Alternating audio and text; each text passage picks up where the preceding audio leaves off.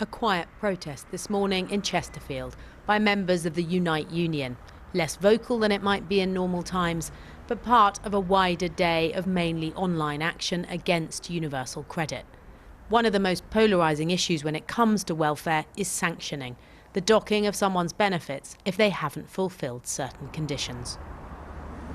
That kind of penalty can be imposed if a claimant misses an appointment or fails to show they're making efforts to find work. For many, taking money off the poorest people in society unfairly targets already vulnerable groups, people with disabilities, for example. For others, sanctions are a vital tool in the carrot and stick approach to welfare. Either way, when the pandemic began, new sanctions were put on hold. Now, 3 months on, they're back. Bill Myers, politically active and on universal credit, told us he struggles with bipolar disorder. That can be deemed a disability, though the government judges Bill fit for work. He found out sanctions were being reintroduced on the day it was announced. I mean, the main feeling was worry, really, and quite a bit of confusion as well, because especially during the pandemic, we don't know where we're standing with safety, and I'm living with a shielded person as well, so I needed to know where I stood in looking for work and what we should do about it. So I contacted the job centre to ask them, and the reply that I got is that they don't even know at the moment, and they'd only just got the paperwork in the evening before. Back at home, Bill told us his mental health issues are stable at the moment, making some kind of work a possibility, if there's anything out there. But he said he has been sanctioned in the past, at a time he really wasn't capable of working. I ended up in hospital for mental health reasons a few years ago, and I didn't tell the job centre on time. I told them after I'd left hospital that this is why I didn't attend my appointment, and they told us that they'd have no choice but to sanction us because I didn't let them know within the correct amount of time. Yeah, well, they ended up docking 60% of my payment. It cuts your ability to even do anything. Even down to, for a start, food. You're having to go to a food bank. Even though Bill says he later got the money back on appeal, it was a difficult time. It felt horrible. It felt like the government or society was turning their back on you, and you didn't feel that you almost didn't feel like you were worthy of being a member of society. That you'd been pushed down to the bottom, and everybody thought you were at the bottom as well, and you basically felt like you were scum. And job centres have been reopening as the country emerges into our changed world. But as we start to try to get back to normal, many disabled people, on benefits and not, are still shielding. According to the National Audit Office, between March and May, nearly 22,500 disabled people died due to COVID, compared to 15,500 non-disabled. For Ellen Clifford, a disability activist who's lived with mental health issues since her teens, those figures mustn't be forgotten. Disabled people have been disproportionately hit by that, but they've also experienced a lot of distress. So the one silver lining, if you like, was the fact that conditionality and sanctions had been lifted for a while, and that gave people a breathing space.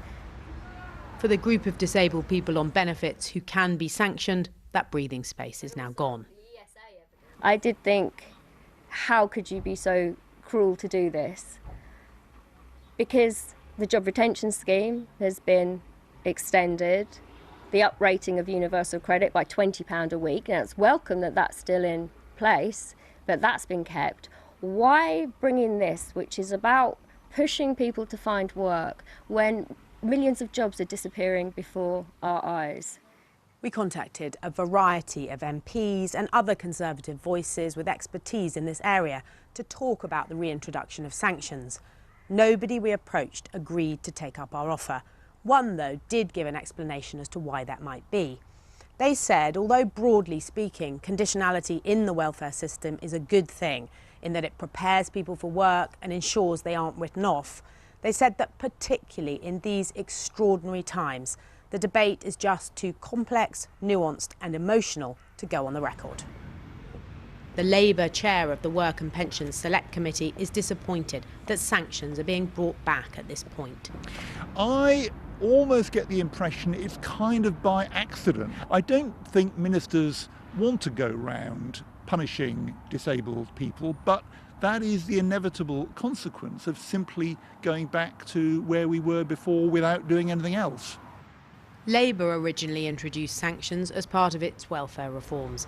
The coalition and Conservative governments toughened up the regime, and criticism increased that vulnerable groups were suffering.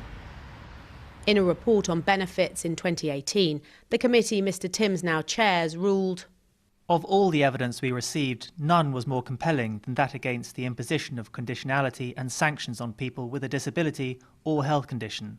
It does not work. Worse, it is harmful and counterproductive."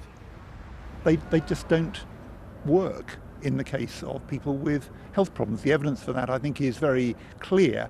There is a wall of unemployment coming towards us. We know that. It's likely that disabled people, people with health problems, are going to be disproportionately affected by that. They need now support and help to get back into work. Stephen Timms is one of the signatories on a letter to the Prime Minister from Scope, seen exclusively by Newsnight. It says, "The government's recovery plan has forgotten about disabled people and risks making their lives even tougher." It goes on, "It is crucial the government provides a new deal for disabled people to show they won't be forgotten in the government's recovery plan and beyond." We've written to the Prime Minister to outline our concerns and the concerns of many disabled people across the country, that their needs are simply being forgotten about by this government. We're worried about being able to access essentials like food and medicines. We're worried about job opportunities for disabled people.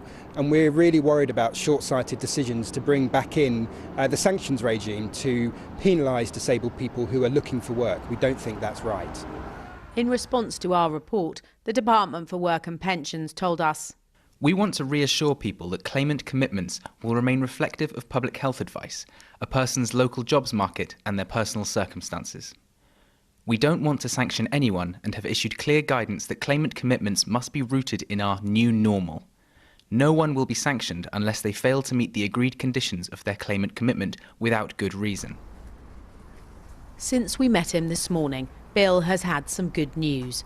For now, he's been told by the Job Centre he won't be subject to sanctions because he's living with somebody who is shielding. Will others be as fortunate?